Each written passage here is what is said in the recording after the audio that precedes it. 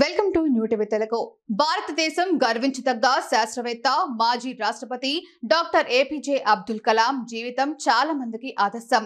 Missile man of ఇండియాగా పేరుగాంచిన కలాం స్ఫూర్తిదాయక జీవితం ఆధారంగా బయోపిక్ ని రూపొందిస్తున్నారు.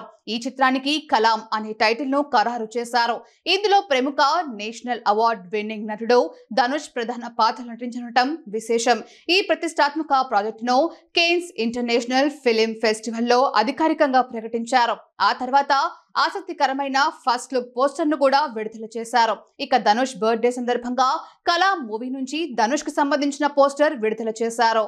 అబ్దుల్ కలాం పాత్రని ధనుష్ పోషించిన విధానం రాబోయే సంవత్సరాల్లో చర్చనీయాంశమవుతోంది.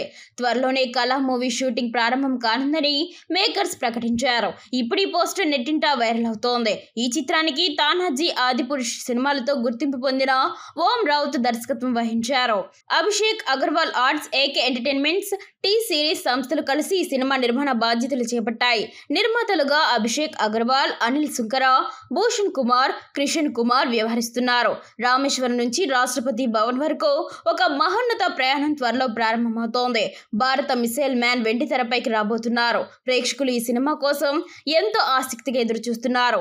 ఓం రౌత్ గతంలో ప్రభాస్తో రూపొందించిన ఆదిపురుష్ సినిమా పెద్దగా సక్సెస్ కాకపోయినా కలాం బయోపిక్ తో మళ్లీ సీరియస్ సినిమా మేకింగ్ కు సిద్ధమయ్యారు.